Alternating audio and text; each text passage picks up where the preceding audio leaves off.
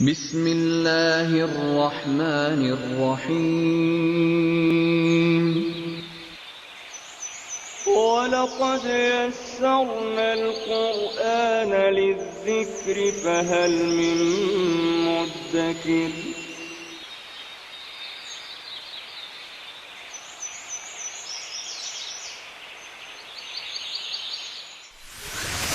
ألف باء تاء ثاء جيم حاء خاء دال ذال راء زاي سين شين صاد ضاد طاء عين غين فاء قاف كاف لام ميم نون هاء واو ياء ياء هذه حروف الهجاء.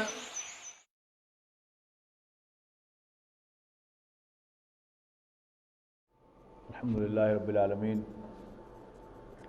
والعاقبۃ للمتقین والصلاۃ والسلام علی رسولہ الکریم اما بعد اعوذ باللہ من الشیطان الرجیم بسم اللہ الرحمن الرحیم وَلَقَدْ يَسَّرْنَا الْقُرْآنَ لِلذِّكْرِ فَهَلْ مِن مُّدَّكِرٍ. ہم نے قرآن مجید کو نصیحت کے لیے بہت آسان بنا دیا ہے، تو ہے کوئی اس سے نصیحت حاصل کرنے والا؟ یہ آیہ مبارکہ قرآن مجید کی ایک سورۃ القمر میں 3 یا 4 مرتبہ دہرائی گئی ہے، اور اس میں نوع انسانی کو پکارا گیا ہے کہ ہم نے تو ان کی نصیحت کے لیے قرآن مجید کو بہت آسان بنا کر نازل کر دیا ہے، تو ہے کوئی اس سے نصیحت حاصل کرنے والا، نصیحت قبول کرنے والا؟ قرآن مجید کی زبان عربی ہے، قرآن مجید اللہ کا کلام ہے، اور یہ کلام اسی وقت سچا ثابت ہو سکتا ہے کہ جب اس کی زبان بھی انتہائی آسان ہو۔ بلا شبہ قرآن مجید کی زبان بہت آسان ہے۔ میں نہیں سمجھتا کہ دنیا کی کوئی زبان اتنی آسانی کے ساتھ سیکھی جا سکتی ہو جتنی آسانی سے عربی زبان سیکھی جا سکتی ہے۔ انشاءاللہ آپ اس کلاس کے دوران اس کو محسوس کریں گے اور خود اس کی گواہی دیں گے کہ قرآن مجید کی زبان بہت آسان ہے، کہ بہت تھوڑے وقت میں یہ زبان سیکھی جا سکتی ہے اور بہت آسانی کے ساتھ سیکھی جا سکتی ہے، اور پھر اگر اچھا استاد میسر آ جائے تو پھر سونے پہ سہاگا ہوتا ہے۔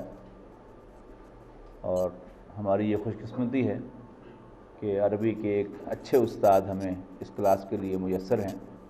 اللہ تعالیٰ نے انہیں عربی پڑھانے کی صلاحیت بھی عطا فرمائی ہے اور شوق بھی عطا فرمایا ہے، اور ان دونوں چیزوں کے مجموعے سے انشاءاللہ عربی زبان آپ کے لیے بہت آسان ہو جائے گی۔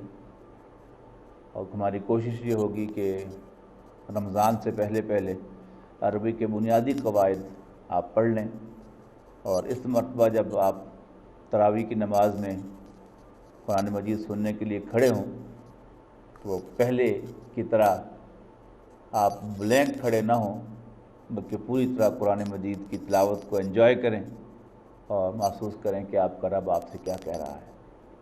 اور پھر آپ حضرات کے مشورے سے رمضان کے بعد بھی اس کلاس کو مزید 1-1.5 ماہ کے لیے کنٹینیو کیا جا سکتا ہے، کہ اس میں کچھ ایکسرسائزز وغیرہ اور ہو جائیں اور قرآن مجید کا کچھ حصہ پڑھ لیا جائے عربی قواعد کے ساتھ، تو پھر اس سے ایک محاورہ بھی بن جاتا ہے اور آگے چلنے میں مزید آسانی بھی پیدا ہو جاتی ہے۔ ان ابتدائی کلمات کے ساتھ میں آپ کو آپ کے استاد عامر سہیل صاحب کے حوالے کرتا ہوں۔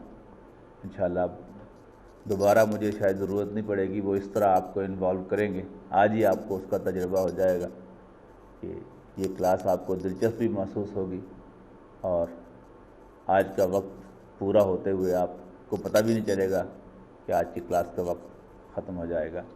عامر سہیل صاحب۔ السلام علیکم ورحمۃ اللہ وبرکاتہ۔ اعوذ باللہ من الشیطان الرجیم، بسم اللہ الرحمن الرحیم۔ الحمد للہ الذی ہدانا لہذا वमा कुन्ना लिनहतदिया लौला अन हदानल्लाह। सदक़ल्लाहुल अज़ीम। रब्बि इश्रह ली सदरी व यस्सिर ली अमरी वाहलुल उक़दतम मिन लिसानी यफ़क़हू क़ौली। आमीन या रब्बल आलमीन। सबसे पहले मैं आप सबको अरबी सीखें और कुरान समझें इस उन्वान के तहत मुनक़्क़िद होने वाली क्लास में खुश आमदीद कहता हूँ और ख़ास तौर पे मुबारकबाद पेश करता हूँ कि अल्लाह ताला की तौफ़ीक़ से आप सब लोग यहाँ तशरीफ़ लाए। कुरान मजीद में अल्लाह ताला ने अहले जन्नत का जो एक तराना नकल किया है कि जब वो जन्नत में दाखिल हो रहे होंगे तो उनकी ज़ुबान पर जो अल्फाज होंगे वो यही अल्फाज हैं जो मैंने आपके सामने तिलावत किए हैं कि अल्हम्दुलिल्लाहिल्लज़ी हदाना लिहाज़ा। तमाम तारीफ़ तमाम शुक्र उस अल्लाह का जिसने हमें यहाँ तक पहुँचाया और हम यहाँ कभी भी पहुँच ना पाते अगर अल्लाह ही हमें यहाँ ना पहुँचाता। तो यहाँ तक पहुँचने में आपके आने में आपकी कोशिश है। बाकी तमाम करम तमाम फ़ज़ल उस अल्लाह का। कभी आपने ख्वाहिश की होगी दिल में कि अल्लाह ताला आपको अरबी ज़ुबान यानी कुरान की ज़ुबान जो है वो सीखने की समझने की तौफ़ीक़ अता फ़रमाए। नमाज पढ़ते हुए नमाज में कुरान मजीद की तिलावत क़िराअत सुनते हुए या कुरान मजीद की तिलावत करते हुए यकीनन आपके दिल में कभी ना कभी ज़रूर ये ख़्याल पैदा हुआ होगा कि काश आपको ये कुरान उस तरह समझ में आए जिस तरह आप उर्दू पढ़ते हैं, आप अपने इंग्लिश की किताबें पढ़ते हैं, फिर आपको मालूम हो कि आपका रब आपसे क्या कह रहा है, वो आपसे क्या चाहता है, वो किन बातों से खुश होता है, वो किन बातों से नाराज़ होता है। यकीनन आपने कभी ख्वाहिश की होगी और आज अल्लाह ताला की तौफ़ीक़ से आपकी ख्वाहिश वो पूरी हो रही है। डॉक्टर साहब ने जो आपके सामने सूरतुल कमर की आयत तिलावत की थी कि वलक़द यस्सरनल कुरान लिज़्ज़िक्र फ़हल मिन मुद्दकिर, उसके हवाले से मैं एक बात वाज़ेह करना चाहता हूँ। तर्जुमा आपके सामने आ गया था उस आयत का कि यकीनन हमने अल्लाह ताला फरमा रहे हैं कि कुरान मजीद को नसीहत हासिल करने के लिए आसान कर दिया है। तो कोई है नसीहत हासिल करने वाला? तो यहाँ पहली बात आपने जहन में ये रखनी है कि कुरान मजीद समझने के लिए जो हम अरबी ज़ुबान सीख रहे हैं इसका मकसद कुरान मजीद की नसीहत हासिल करना है। अरबी ग्रामर का ये कोर्स मुकम्मल करने के बाद कभी जहन में ये तस्वीर न लाइएगा कि आप आलिम बन गए, अब आप अहकाम खुद कुरान मजीद पढ़कर अहादीस पढ़कर अखज़ करेंगे। उसके हवाले से अहकाम के हवाले से हमें लाज़िमन उलमा की तरफ ही रुजू करना पड़ेगा। कुरान मजीद नसीहत हासिल करने के लिए नहायत आसान है। तो हम अपने आप को इस क्लास में भी कुरान मजीद की जो नसीहत है, जो याद दहानी है, उस तक ही महदूद रखेंगे और अगर यही आप तर्ज़ अमल इख्तियार करेंगे तो इंशाअल्लाह ताला आप इस क्लास से बहुत मुस्तफ़ीद होंगे।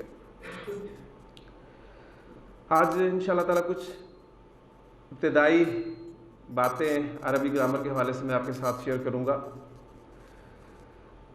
जैसे कि डॉक्टर साहब ने फरमाया कि अरबी ज़ुबान नहायत आसान है, मैं इसमें थोड़ी सी एडिशन ये करता हूँ कि उर्दू बोलने वालों के लिए अरबी ज़ुबान वाकई नहायत आसान है, इसलिए कि हमारी बोली जाने वाली ज़ुबान उर्दू में 80% अल्फाज अरबी के ही हैं। सिर्फ फ़र्क किस बात का है, वो ये है कि जब अल्फाज एक ज़ुबान से दूसरी ज़ुबान में जाते हैं तो उनमें कुछ तग़य्युर, कुछ तब्दीलियाँ, चेंजेस आती हैं। उन तब्दीलियों को अगर समझ लिया जाए तो ज़ुबान हमारे लिए सीखना नहायत आसान है। किसी भी ज़ुबान को सीखने के दो तरीके होते हैं। एक तरीका यह होता है कि उस ज़ुबान के बोलने वालों में बचपन में ही या उम्र के किसी भी हिस्से में रहकर اس زبان کو سیکھا جا سکتا ہے. اس طریقے سے آپ بخوبی واقف ہیں، اس کو میں زیادہ تفصیل سے بیان نہیں کروں گا. دوسرا طریقہ یہ ہے کہ کسی سیکھی ہوئی زبان کی مدد سے نئی سیکھی جانے والی زبان کے قواعد سمجھ کر اس کو سیکھا جائے. یہ طریقہ تدریسی طریقہ کہلاتا ہے، اور اس کلاس میں انشاءاللہ تعالی ہم یہی طریقہ اختیار کریں گے. ہماری سیکھی ہوئی زبان ایک تو ہماری اپنی زبان اردو ہے، جس پہ ہمیں بڑا فخر ہے اور ہم بڑی آسانی سے اسے بولتے ہیں. دوسری زبان جو ہمیں آتی ہے، جو ہم بچپن سے پڑھتے آ رہے ہیں اور ہمارا خیال ہے کہ ہمیں آتی ہے، وہ ہے ہماری انگریزی زبان. تو انشاءاللہ تعالی کچھ چیزیں ہم ان دونوں زبانوں کی مدد سے، جو ہماری سیکھی زبانیں ہیں اس کی مدد سے عربی زبان سیکھنے کی کوشش کریں گے انشاءاللہ تعالی. ایک اور بات جو آپ ذہن میں ہمیشہ رکھیے گا وہ یہ ہے کہ زبان پہلے وجود میں آتی ہے اور پھر ضرورت پڑنے پر اس کے قواعد مرتب کیے جاتے ہیں.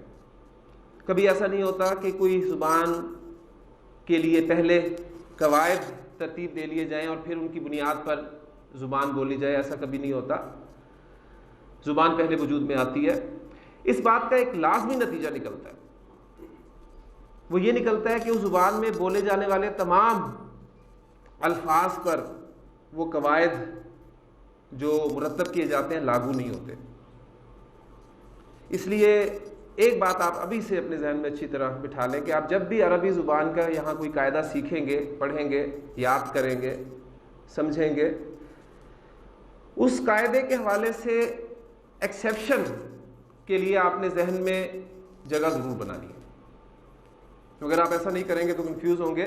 آپ نے ایک قاعدہ سیکھا، اس کی اپلیکیشن دیکھی، اس کو یاد کر لیا، پریکٹس کچھ الفاظ کی اس کے مطابق کر لی، لیکن آگے جا کر کچھ باتیں اس قاعدے کے مطابق نہ ہوئیں تو آپ کنفیوز ہوں گے. اگر آپ ایکسیپشن کہہ کے آگے گزر جائیں گے تو انشاءاللہ تعالیٰ آپ کے لیے آسانی ہوگی. تو پہلا عربی زبان کا بنیادی قاعدہ میں نے آپ کو پڑھا دیا کہ عربی زبان میں جو بھی قاعدہ آپ سیکھیں گے اس قاعدے کے لیے اس قاعدے کا کوئی نہ کوئی ایکسیپشن ضرور ہو. اب ظاہر بات ہے یہ بھی قاعدہ ہے تو اس قاعدے کا بھی ایکسیپشن ہونا چاہیے. تو اس قاعدے کا ایکسیپشن یہ ہے کہ آپ کو کچھ نہ کچھ قواعد ایسے ضرور ملیں گے جن کا کوئی ایکسیپشن نہیں ہوگا. عربی زبان میں بنیادی حیثیت حروف الہجا کو حاصل ہے. حروف الہجا جنہیں ہم اردو میں حروف تہجی کے نام سے جانتے ہیں اور انگریزی میں الفابیٹ کے نام سے ہم واقف ہیں. ان حروف الہجا کی تعداد کیا ہے اور یہ کون کون سے حروف ہیں، ان دو سوالوں کا جواب آپ کو میں یہ حروف لکھنے کے بعد انشاءاللہ تعالیٰ آپ خود ہی اس کا جواب حاصل کر لیں گے. تو میں حروف اگر آپ کے سامنے لکھ دوں تو ان کی تعداد اور کون کون سے ہیں یہ آپ کو انشاءاللہ تعالیٰ خود معلوم ہو جائیں گے.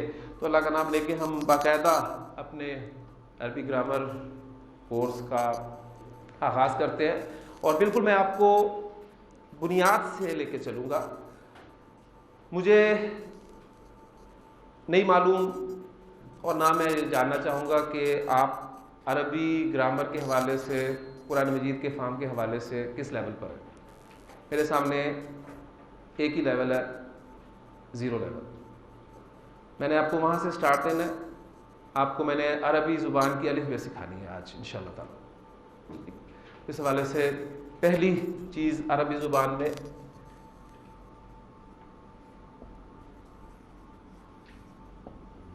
حروف الہجا. جیسے کہ میں نے بتایا کہ اردو میں آپ نے حروف تہجی اور انگریزی میں الفابیٹ کے نام سے جانتے ہیں. اگر میں آپ سے اردو کے حروف تہجی کی تعداد پوچھوں تو شاید آپ کنفیوز ہوں، بتانے میں کچھ اختلاف بھی ہو، لیکن انگریزی کے الفابیٹ آپ فوری طور پہ بتا دیں گے. تو انگریزی کے الفابیٹ کتنے؟ 26. اور اردو کے حروف تہجی 52. اب یعنی اختلاف آپ کے سامنے آ گیا. بہرحال عربی زبان میں جو حروف الہجا استعمال ہوتے ہیں وہ کتنے ہیں اور کون کون سے، یہ میں آپ کے سامنے لکھتا ہوں. ان کو میں ایک خاص ترتیب سے ایک خاص ترکیب سے لکھوں گا آپ کے سامنے، اور یہی ترتیب آپ کو ان حروف کو یاد کرنے میں مدد دے گی انشاءاللہ تعالی۔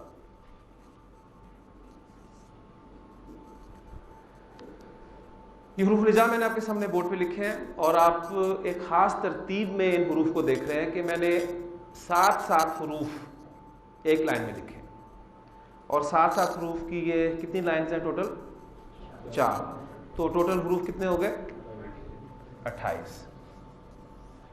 تو عربی زبان میں جو حروف الہجاء کی تعداد ہے وہ 28 ہے۔ اس تعداد میں بھی ایک اختلاف ہے، وہ انشاءاللہ تعالیٰ اگلی بات بتانے کے بعد آپ کے سامنے آ جائے گا۔ ان حروف کی ادائیگی، ان حروف کی پروننسیشن جو ہے وہ ایک خاص انداز سے ہوتی ہے۔ قرآن مجید پڑھنے والا ہر قاری جو ہے وہ اس بات کو جانتا ہے۔ اگر میں آپ سے درخواست کروں کہ آپ میں سے کوئی ان حروف کو پڑھ دے تو پھر اس کے بعد میں اپنی بات آگے لے کے چلوں گا انشاءاللہ تعالیٰ۔ جی با تا ثا جیم ہا خا دال زال را زا سین شین قاف طا طا ظا عین غین فا قاف کاف لام میم نون واو ہا یا۔ آپ نے دیکھا کہ جو حروف الہجاء ہیں ان میں آپ کے ایک ساتھی نے ان حروف کو ایک خاص انداز سے ان کی ادائیگی کی ہے۔ اس میں پہلا حرف جو آپ کے سامنے آیا وہ تھا الف، پھر اس کے بعد اس کو اردو میں جس طرح ہم پڑھتے ہیں بے، اس طرح انہوں نے نہیں پڑھا اس کو، بلکہ اس کو انہوں نے با پڑھا ہے۔ پھر اس کے بعد اگلے حرف کو پھر انہوں نے تا پڑھا، یعنی الف کے ساتھ پڑھا، پھر سا پڑھا، لیکن اگلا حرف جو آیا جسے ہم اردو میں جیم کہتے ہیں، اس کو انہوں نے جا نہیں پڑھا بلکہ جیم ہی پڑھا۔ پھر اس کے بعد اگلا حرف جو ہے پھر اس کو ہے نہیں پڑھا بلکہ ہا پڑھا۔ تو یہ کیا چکر ہے؟ ان حروف کو ہم کن حروف کو ہم الف کے ساتھ پروناؤنس کریں گے، کون سے حروف جو ہیں وہ اسی طرح پڑھیں گے جس طرح اردو میں پڑھتے ہیں؟ اس کے حوالے سے ایک چھوٹی سی بات آپ ذہن میں رکھیں گے تو انشاءاللہ تعالیٰ یہ بھی خدا آپ کا کھل جائے گا۔ ایک بات اور ذہن میں رکھیے گا کہ یہاں پر آنے سے پہلے جو کچھ آپ کو معلوم تھا اور یہاں کلاس کے اختتام کے بعد جو آپ کے علم میں اضافہ ہوا، یہ کمپیریزن آپ نے ڈیلی لازمی کرنا ہے۔ اس سے انشاءاللہ تعالیٰ آپ کو محسوس ہوگا کہ آپ کے علم میں واقعی کچھ نہ کچھ اضافہ ہو رہا ہے۔ چھوٹی سی بات ایک آپ کے سامنے رکھوں گا، دیکھیں یہ جو ہمارے حروف ہیں ان کو اگر میں اردو املا میں لکھوں، جیسے الف کو ہم لکھتے ہیں الف بے، پڑھوں گا میں اردو کے اعتبار سے اور لکھوں گا بھی اردو املا میں بے تے سے جیم ہے خے دال۔ یہ 8 حروف میں نے آپ کے سامنے لکھے ہیں۔ چھوٹی سی بات ہے وہ انشاءاللہ تعالیٰ سمجھ میں آ جائے گی کہ اردو لکھائی میں جو حروف الہجاء بڑی اے پر ختم ہوتے ہیں،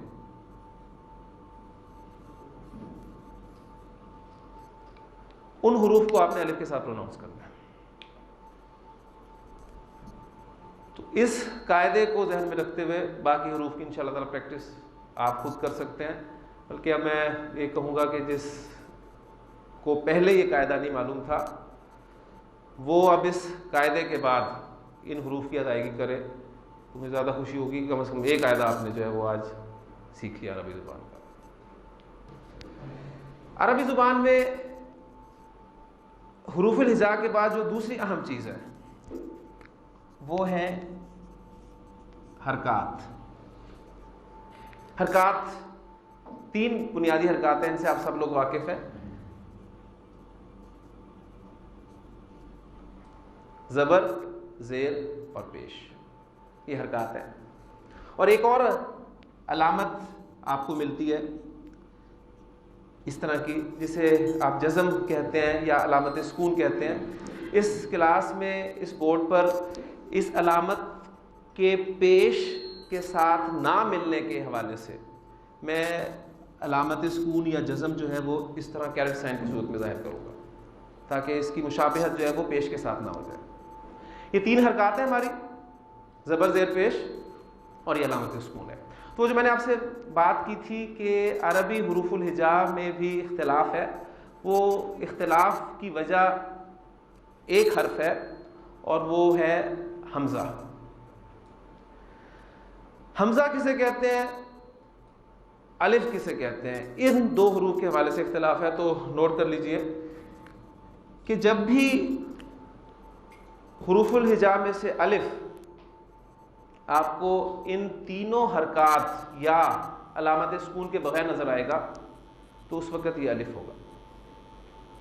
جب بھی اس الف پر ان تینوں حرکات میں سے کوئی حرکت آ گئی، اس پہ زبر آ گئی، اس پہ زیر آ گئی، اس پہ پیش آ گئی، اس پہ علامت سکون آ گئی، تو اب یہ الف نہیں کہلائے گا بلکہ حمزہ کہلائے گا.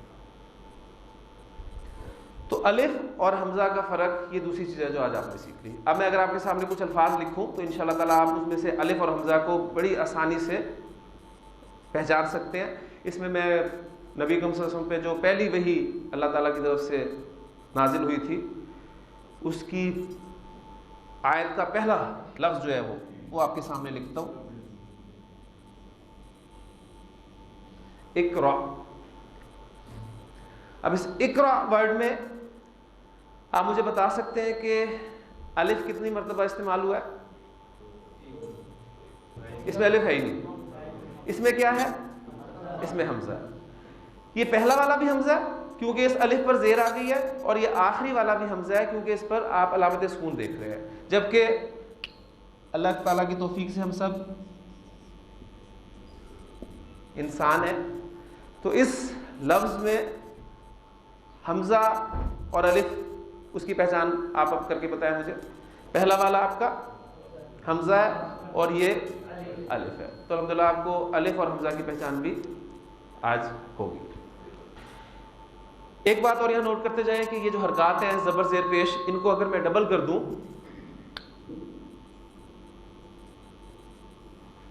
تو اب ان کو تنوین کہا جاتا ہے.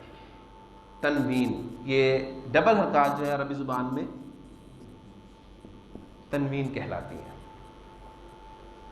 اور اس سے اگلی بات، عربی زبان میں اگر ہم اسماء کے حوالے سے بات کریں، اسم کے حوالے سے بات کریں، بہت ساری چیزیں ذہن میں رکھیے گا کیونکہ میں نے آپ کو پہلے کہا کہ ہم تدریسی طریقہ اختیار کریں گے. وہ چیزیں ہم نے سیکھی ہوئی ہیں اور انشاءاللہ تعالیٰ میں آپ کو عربی اردو میں پڑھاؤں گا. انشاءاللہ تعالیٰ اردو میں آپ پڑھیں گے، آپ کو عربی بھی آ جائے گی. اور اس حوالے سے ہمیشہ مجھے وہ بات یاد آتی ہے کہ وہ ایک صاحب نے کسی سے کہا تھا کہ یار تمہیں انگریزی سمجھ میں آتی ہے؟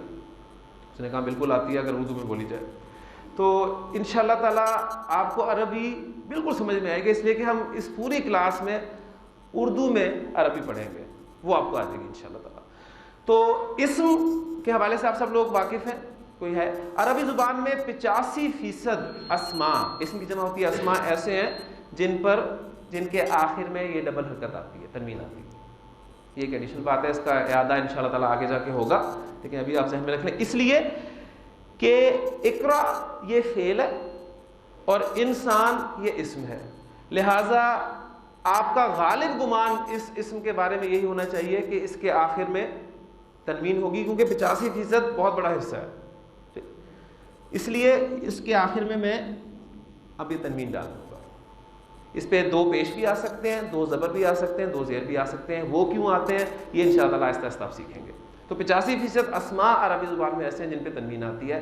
ہم کوشش یہ کریں گے کہ عربی سیکھنے کے لیے ہم عام طور پہ جب عربی پڑھتے ہیں، قرآن مجید پڑھتے ہیں، تو لفظ کے آخر پہ وقف کرتے ہیں انسان، لیکن ہم عربی سیکھنے کے لیے لفظ کے آخری حرف کی حرکت بھی ادا کریں گے تاکہ ہمیں پتہ چلے کہ اس پہ 2 پیش آئے ہیں، 2 زبر آئے ہیں یا 2 زیر آئے ہیں اور ان کے آنے کی وجہ کیا ہے. انشاءاللہ تعالیٰ اس طریقے سے ہم اس کو لے کے چلیں گے. حروف الہجا ان کی تعداد 28 یا 29 اور فرق الف اور حمزہ کا. اور فرق کیوں ہے یہ بات آپ کے سامنے آ گئی.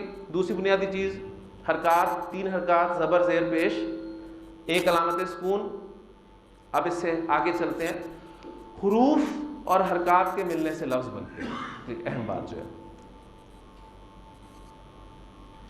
آپ کے انہیں حروف الہجا میں سے میں کچھ حروف لے رہا ہوں اور ان پہ مناسب حرکات اور علامت سکون کی مدد سے میں انشاءاللہ تعالی الفاظ آپ کے سامنے لکھتا ہوں. سب سے پہلے میں آپ کے سامنے جس چیز سے لکھ رہا ہوں اس کے لیے میں قاف، لام، میم 3 حروف لیتا ہوں، یہاں سے ان پہ مناسب حرکات لگاتا ہوں اور یہ مجھے پتہ چل چکا ہے کہ 85% اسماء پہ تنوین آتی ہے اس کے آخر میں. تو لفظ آپ کے سامنے آ گیا قلم، قلمن ہم اسے بولیں گے. پھر الف، نون، سین، الف اور نون، ان پہ مناسب حرکات. لفظ بن گیا آپ کے سامنے انسان. پھر اسی طرح وہ جو اقرا ہم نے ورڈ لکھا تھا اس کے لیے بھی انہی حروف الہجا میں سے حروف میں نے لیے تھے. اقرا. پھر ایک لفظ قرآن مجید میں آپ نے کثرت سے دیکھا ہے، فی. تو یہ تمام حروف الہجا مناسب حرکات کے بعد لفظ بنانے کے کام آتے ہیں. تو اگلی بات جو آپ کے سامنے آئی ہے وہ یہ ہے کہ حروف اور حرکات کے ملنے سے لفظ بنتے ہیں. لفظ کس طرح بنتے ہیں؟ حروف اور حرکات کے ملنے سے لفظ بنتے ہیں. ایک لفظ بڑا اہم ہے، اس کے حوالے سے بھی آپ کو تھوڑا سا میں تعارف کراتا چلوں. یہاں سے میں آپ کے سامنے کاف، تا، الف اور با، ان پہ مناسب میں حرکات لگاتا ہوں کیونکہ لفظ بن کے آپ کے سامنے کتاب. کتاب کا چھوٹا سا ایک تعارف میں آپ سے کراتا چلوں تاکہ آپ کے سامنے آئے کہ قرآن مجید ہمارے لیے ہدایت کس طرح ہے. یہ جو قرآن مجید کا دعویٰ ہے کہ ہم نے قرآن مجید کو آسان کیا نصیحت حاصل کرنے کے لیے، اس کی ایک ایگزامپل میں آپ کے سامنے رکھنا چاہتا ہوں. یہ کتاب ورڈ آپ کے سامنے ہے. کتاب کے معنی کیا ہیں؟ کتاب کے معنی بک. اور بک کسے کہتے ہیں؟ جسے پڑھا جائے کتاب کو کہتے ہیں. وہ کتاب اس سے آپ سب لوگ واقف ہیں، لیکن دوسری کتاب جس کا تعارف میں آپ کو کرانا چاہتا ہوں وہ کتاب میری اور آپ کی زندگی کی کتاب. یہ وہ کتاب ہے جس کے رائٹر، آتھر میں، آپ ہم سب خود ہیں. ہم اپنی اس کتاب زندگی کا ایک صفحہ روزانہ کھولتے ہیں اور وہ آج کھل چکا ہے. ہماری آنکھ کھلتے ہی وہ کھل چکا ہے اور اس کتاب زندگی کو ہم نے لکھنا شروع کر دیا. ہم روزانہ اس کتاب زندگی کا ایک صفحہ لکھتے ہیں اور پھر پلٹ دیتے ہیں، پھر لکھتے ہیں، پھر پلٹتے ہیں، پھر لکھتے ہیں، پھر پلٹتے ہیں. اور اس کتاب کا والیوم آپ جانتے ہیں کہ مختلف لوگوں کے اعتبار سے مختلف ہو سکتا ہے. اب یہی وہ کتاب ہے جو آنکھ بند ہوتے ہی، ہماری آنکھ بند ہوتے ہی ہمارے ساتھ بند کر دی جائے گی. یعنی اس دن ہم اپنی اس کتاب زندگی کا آخری صفحہ لکھ رہے ہیں اور پھر قیامت کے دن یہی کتاب اللہ تعالیٰ بندے کے ہاتھ میں دے گا اور کہے گا کہ اقرا کتابک، پڑھ اپنی کتاب، کفا بنفسک الیوم علیک حسیبا، آج تو اپنا حساب کرنے کے لیے خود کافی. اور قرآن مجید کا ہر قاری یہ بات جانتا ہے کہ یہ کتاب جو ہے انسان کو یا تو بڑے اعزاز کے ساتھ اس کے سامنے سے اس کے دائیں ہاتھ میں تھمائی جائے گی، یا پھر یہی کتاب جو ہے وہ اس کتاب کو انسان لینے سے اوائڈ کرے گا تو یہ کتاب اس کی پیٹھ کے پیچھے سے اس کے بائیں ہاتھ میں تھمائی جائے گی. بڑا خوبصورت نقشہ قرآن مجید نے 2 مقامات پہ اس منظر کو پیش کیا ہے. ایک آپ کے سامنے سورۃ الانشقاق میں الفاظ ہیں کہ فَأَمَّا مَنْ أُوتِيَ كِتَابَهُ بِيَمِينِهِ فَسَوْفَ يُحَاسَبُ حِسَابًا يَسِيرًا، پس جسے اس کی کتاب اس کے دائیں ہاتھ میں دی جائے گی تو اس کا تو آسان حساب لیا جائے گا. اور اس آسان حساب کو نبی کریم صلی اللہ علیہ وسلم نے حضرت عائشہ صدیقہ رضی اللہ عنہا کی روایت کے مطابق بیان کیا کہ آسان حساب یہ ہوگا کہ بندے کے نامہ اعمال پر نظر ڈالی جائے گی، اس کی نیکیوں کو اپریشیٹ کیا جائے گا، اس کی کوتاہیوں کو، غلطیوں کو درگزر کیا جائے گا اور انسان کو جنت میں بھیج دیا جائے گا. اور پھر آپ صلی اللہ علیہ وسلم نے فرمایا تھا کہ عائشہ رضی اللہ تعالیٰ عنہا کہ جس کا حساب شروع ہو گیا فقط ہلاکا، تو وہ تو ہلاک ہو گیا۔ تو پہلی بات کہ جس کی کتاب اس کے دائیں ہاتھ میں دی جائے گی فسوف یحاسب حسابا یسیرا، اس کا آسان حساب لیا جائے گا، وینقلب الی اہلہ مسرورا، اور وہ خوشی خوشی اپنے گھر والوں کی طرف لوٹے گا۔ اور اسی بات کو سورۃ الحاقہ میں اللہ تعالیٰ نے اور خوبصورت انداز میں پیش کیا کہ فاما من اوتی کتابہ بیمینہ فیقول ہاؤ اقرؤوا کتابیہ، جس کی کتاب اس کے دائیں ہاتھ میں دی جائے گی تو خوشی سے کہے گا دیکھو پڑھو، یہ لو میری کتاب پڑھو، دیکھو میری کتاب، دیکھو میرا رزلٹ کارڈ، انی ظننت انی ملاق حسابیہ، مجھے یقین تھا کہ میں اپنا حساب، اپنا رزلٹ پا کے رہوں گا۔ فہو فی عیشۃ راضیہ فی جنت عالیہ قطوفها دانیہ، وہی جو آسان حساب کے بدلے میں اب جو کچھ مل رہا ہے نا، فَهُوَ فِي عِيشَةٍ رَاضِيَةٍ قُطُوفُهَا دَانِيَةٌ كُلُوا وَاشْرَبُوا هَنِيًّا بِمَا أَسْلَفْتُمْ فِي الْأَيَّامِ الْخَالِيَةِ، اور اسے کہا جائے گا کھاؤ پیو مزے لے کر ان اعمال کے بدلے میں جو تم گزرے دنوں میں کرتے آئے ہو۔ اور اس کے برعکس وہ شخص بھی ہے جس کو اس کی کتاب، اس کا نام ہے اعمال، اس کے بائیں ہاتھ میں دیا جائے گا، جسے سورۃ الانشقاق میں فرمایا کہ وَأَمَّا مَنْ أُوتِیَ کِتَابَهُ وَرَاءَ ظَهْرِهِ، اس کی پیٹھ کے پیچھے سے جسے اس کی کتاب پکڑائی جائے گی، فَسَوْفَ يَدْعُو ثُبُورًا، تو وہ موت پکارے گا، وَيَصْلَىٰ سَعِيرًا، اور جہنم میں چلے گا۔ اور سورۃ الحاقہ میں اس کو بتایا وَأَمَّا مَنْ أُوتِیَ کِتَابَهُ بِشِمَالِهِ فَيَقُولُ يَا لَيْتَنِي لَمْ أُوتَ کتابیہ، اور جسے اس کی کتاب اس کے بائیں ہاتھ میں دی جائے گی وہ کہے گا کاش مجھے میری کتاب دی ہی نہ جاتی، وَلَمْ أَدْرِ مَا حِسَابِیہ، اور مجھے میرا حساب معلوم ہی نہ ہوتا، یا لیتہا کانت القاضیہ، اور اے کاش وہ جو موت مجھے ایک دفعہ مل گئی تھی وہی میرا کام چکا دیتی، میرا کام وہی تمام کر دیتی، مجھے دوبارہ نہ لایا جاتا۔ اب مجھے یہ بتائیں کہ یہی نصیحت ہے قرآن مجید کی، اس کے لیے کوئی لمبی چوڑی تفاسیر پڑھنے کی ضرورت نہیں۔ ان آیات کا اگر ترجمہ آپ کو ڈائریکٹ آتا ہے، ذہن میں رکھیے گا ترجمہ، کسی بھی زبان کا ترجمہ کبھی بھی اس زبان کا نعم البدل نہیں ہو سکتا۔ آپ پڑھیں وہ الفاظ آپ کے اندر اتر رہے ہوں خود، کیا ہی مزہ آئے گا آپ کو۔ اور ان آیات کے حوالے سے جب یہ الفاظ آپ کے سامنے آئیں گے تو اس کے لیے کوئی لمبی چوڑی تفسیر کی کنسلٹ کرنے کی آپ کو ضرورت نہیں ہے، صرف اپنے آپ کو اس جگہ پر رکھ کر دیکھیں کہ میں کیا کر رہا ہوں، میں اپنی اس کتاب کو کس ہاتھ میں لینے کے کام کر رہا ہوں، میں تیاری کیا کر رہا ہوں، کیا یہ کتاب مجھے دائیں ہاتھ میں ملنے کا چانس ہے، یا اللہ نہ کرے اللہ نہ کرے دوسری صورت میں میرے ساتھ کیا ہوگا۔ تو یہ قرآن مجید کی نصیحت ہے، اس کے لیے قرآن مجید نے فرما دیا کہ وَلَقَدْ يَسَّرْنَا الْقُرْآنَ لِلذِّكْرِ فَهَلْ مِن مُدَّكِرٍ، ہم نے قرآن کو آسان کر دیا ہے نصیحت حاصل کرنے کے لیے، تو کیا کوئی ہے نصیحت قبول کرنے والا؟ اور الحمدللہ ہم سب اس کے جواب میں یہاں پر بیٹھے ہیں کہ یس وی آر، ہم اس نصیحت کو قبول کرنے کے لیے اللہ یہاں پر آئے ہیں، اور دعا کریں اللہ تعالیٰ سے کہ اللہ ہمارے لیے آسانی فرما۔ اور بڑی خوبصورت دعا ہے اس حوالے سے، میں اب آپ کے سامنے اب وہ بورڈ پہ لکھوں گا تاکہ آپ کو یہ اندازہ بھی ہو جائے اور احساس بھی ہو جائے اور اس کی اہمیت واضح ہو جائے کہ یہ کوئی معمولی کام نہیں ہے جس کے لیے آپ یہاں پر آئے ہیں۔ سب سے پہلی بات جو میں نے آپ کے سامنے رکھی کہ آپ اللہ تعالیٰ کی توفیق سے، خصوصی فضل و کرم سے یہاں تشریف لائے۔ بہت، میں فیصل آباد میں جہاں بھی گیا ہوں، جس جگہ بھی گیا ہوں، میں نے اس کلاس کے حوالے سے بینر پڑھا،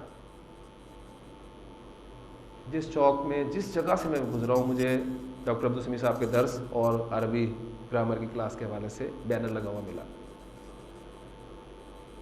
تو آپ مجھے ذرا یہ بتائیے کہ کیا پورے فیصل آباد کی اللہ تعالیٰ کے کلام سے محبت کرنے والوں کی تعداد بس اتنی سی؟ کتنے لوگوں نے اس بینر کو پڑھ کر اس کلاس میں آنے کا ارادہ کیا ہوگا؟ لیکن وہ یہاں پر نہ آ پائے۔ آپ لوگ جو یہاں پر بیٹھے ہیں، کیوں؟ یقیناً آپ خاص لوگ ہیں جنہیں اللہ تعالیٰ نے اس کے لیے چنا ہے. اس پہ اللہ تعالیٰ کا تہ دل سے شکر ادا کریں اور اسی سے دعا کریں کہ اللہ تیری توفیق سے ہم یہاں پر آ ہی گئے ہیں تو ہمارے لیے آسانی فرمانا. ربی یسر بڑی خوبصورت دعا ہے جو عام طور پر مدارس میں سکھائی جاتی ہے. ایک سب سے منقول دعا ہے یہ میں حروف الہجاء کی جگہ پر اس دعا کو لکھ دیتا ہوں.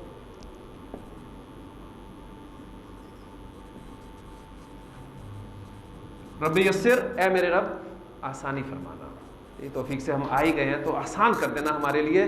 صبح سویرے اٹھ کر نیند کی قربانی دے کر ہم یہاں آئے ہیں تو آسانی کر دینا ہمارے لیے. اور ظاہر بات ہے آسانی کے ساتھ ساتھ ہی مشکل چلتی ہے. کبھی کوئی پرابلم ہوگی، رات کو لیٹ سوئے، کچھ لوگ تو شاید فائنل کے چکر میں ہی نہ اٹھے ہوں. آج صبح اٹھنا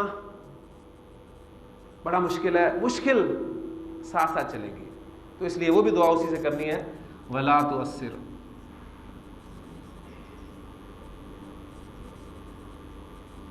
رب یسر ولا تؤثر، اے میرے رب آسانی فرمانا اور مشکل نہ فرمانا. اور اب تیری توفیق سے، تیرے فضل سے اس کو شروع کر ہی دیا ہے تو وتمم بالخیر، خیر کے ساتھ اس کو مکمل فرما دے.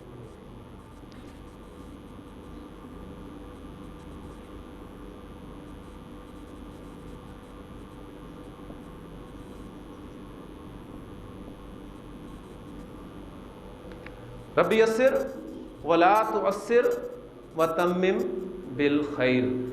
تو میں چاہوں گا کہ آپ اس دعا کو یاد بھی کر لیں اور یقیناً یہ آپ کو ابھی بیٹھے بیٹھے یاد ہوگی اور خاص طور پہ یہاں آتے ہوئے پڑھیں، یہاں بیٹھ کر پڑھیں اور اپنی ہر نماز کے بعد اس دعا کو پڑھیں. آپ کے یہاں آنے کی سب سے زیادہ تکلیف پتہ ہے کس کو ہوتی ہے؟ شیطان کو. سب سے زیادہ تکلیف شیطان کو ہوتی ہے کیونکہ یہ پرسنالٹی، آج ہی ہم نے سورہ ابراہیم میں وہ واقعہ ہی پڑھا ہے کہ اس دن قیامت کے دن جب فیصلہ کر دیا جائے گا اور شیطان کو اس کے پیروکاروں کے ساتھ جہنم میں بھیج دیا جائے گا، تو اس وقت وہ کہے گا کہ دیکھو ایک اللہ نے بھی تم سے وعدہ کیا تھا تو اس نے تو اپنا وعدہ سچ کر دکھایا، ایک میں نے بھی تم سے وعدہ کیا تھا اور میں نے وعدہ خلافی کی. اب مجھے ملامت نہ کرو. ولا تلومونی ولوموا انفسکم، اپنے آپ کو ملامت کرو. میرا اختیار کیا تھا؟ میں تمہیں زبردستی کیا لے کر آیا؟ یا دنیا میں نے تم پہ زبردستی کہا تھا کہ یہ کام کرو؟ میں نے تو صرف ایک تمہیں دعوت دی تھی، ٹیمپٹیشن تمہارے سامنے رکھی تھی اور یہ پھر اس کے بعد تمہارا اختیار تھا کہ تم نے اس کو چوز کیا.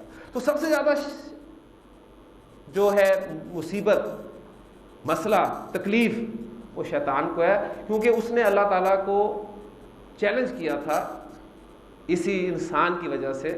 بڑے خوبصورت الفاظ ہیں سورۃ الاعراف کے کہ اس نے کہا تھا کہ فبما اغویتنی، اے میرے رب جس کی وجہ سے تو نے مجھے گمراہ کیا ہے میں بھی تجھے کہتا ہوں کہ لا اقعدن لہم صراطک المستقیم، کہ میں بھی ضرور بضرور ان کے لیے گھات لگا کر تیرے سیدھے راستے پر بیٹھوں گا. ثم لآتینہم من بین ایدیہم، پھر میں ان پر حملہ آور ہوں گا ان کے سامنے سے، ومن خلفہم ان کے پیچھے سے، وعن ایمانہم ان کے دائیں طرف سے، وعن شمائلہم اور ان کی بائیں جانب سے، ولا تجد اکثرہم شاکرین، اور اے اللہ تو ان میں سے اکثر کو شکر کرنے والا نہیں پائے گا.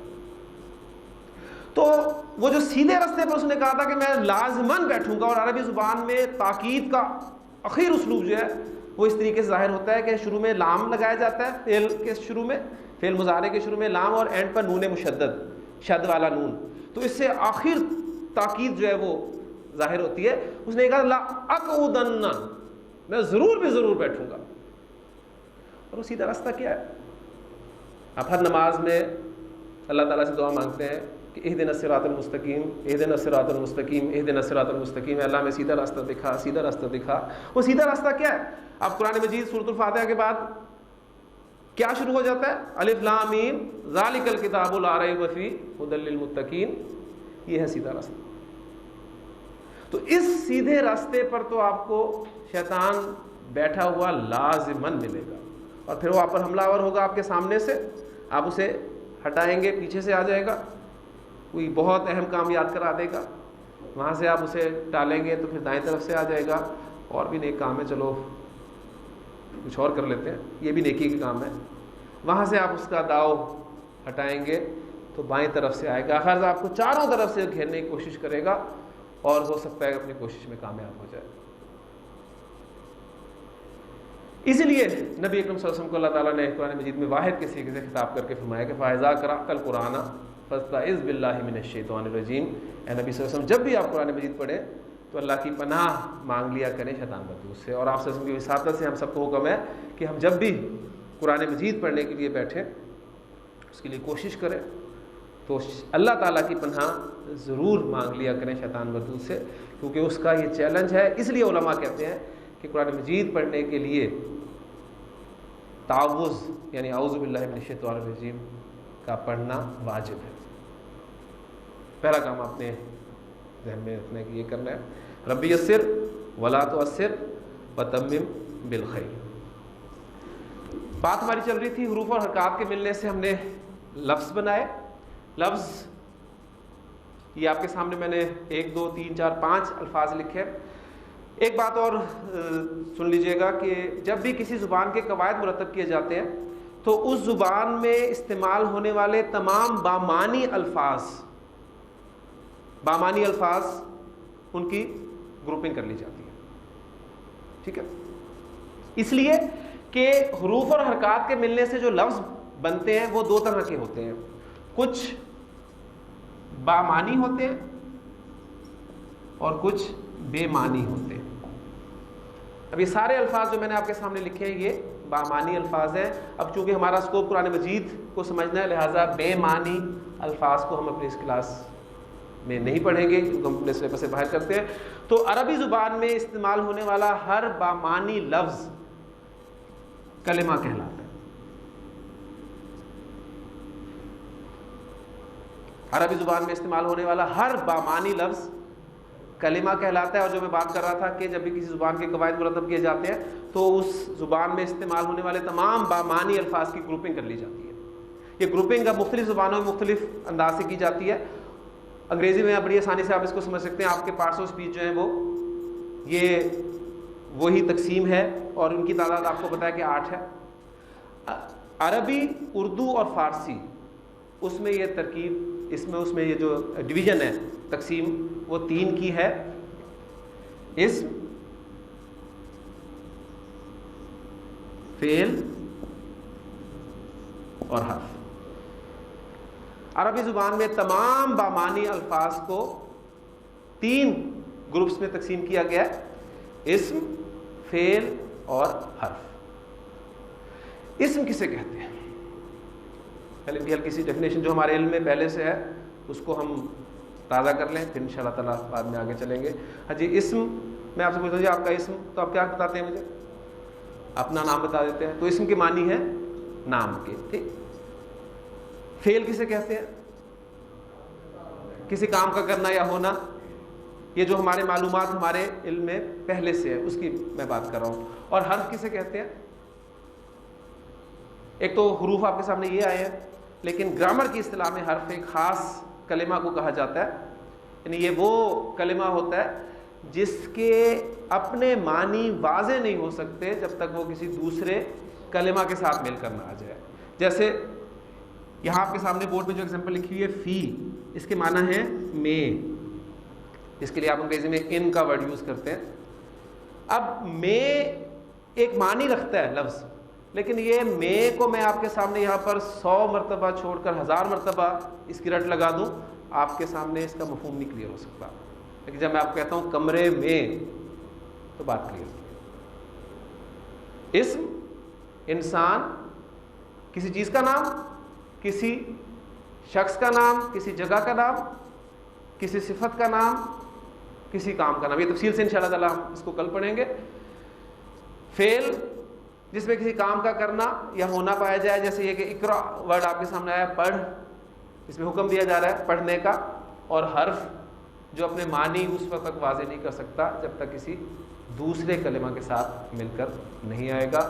ہم اپنی اس کلاس میں جو ترتیب رکھیں گے وہ یہ رکھیں گے کہ اسم کو پہلے سٹارٹ کریں گے انشاءاللہ تعالیٰ، اس کے متعلق قواعد اکٹھے کریں گے۔ عربی زبان کی خصوصیت ایک یہ ہے کہ عربی زبان میں جملہ فعل کے بغیر بھی بن جاتا ہے، نہ تو انگلش میں بنتا ہے نہ اور کسی زبان میں بنتا ہے، عربی زبان میں فعل کے بغیر بھی جملہ مکمل ہو جاتا ہے۔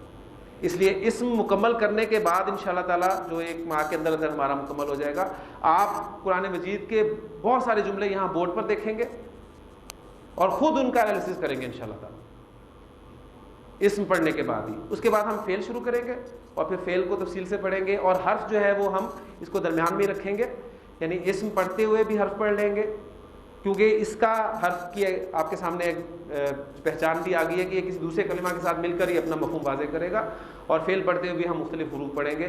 تو اب تک جو میں نے کچھ پڑھا ہے اس کو میں آپ کے سامنے ریوائز کر دوں۔ میری خواہش یہ ہوگی، آپ سے میں درخواست بلکہ میں کہوں گا کہ کروں گا، کہ اگر آپ نے آج کے لیکچر میں یہ محسوس کیا کہ آپ کو عربی آ سکتی ہے، ایک تو قرآن نے تو بتا دیا نا کہ عربی ہے ہی بہت آسان نصیحت حاصل کرنے کے لیے، لیکن انسان جب تک کچھ کر کے نہ دیکھے اس وقت تک اس کا یقین پختہ نہیں ہوتا۔ تو اگر آپ کو اندازہ ہوا ہو تھوڑا بہت بھی کہ آپ عربی سمجھ سکتے ہیں، کچھ امید پیدا ہوئی ہے، تو ایک کام آپ کیجیے گا کہ لازماً کل اپنے ساتھ کسی ایک نہ ایک ساتھی کو پکڑ کے ضرور لائیے گا۔ یہ جگہ میری خواہش ہے کہ ہمیں کم پڑ جائے اور ہم اپنی کلاس ہال میں شفٹ کریں۔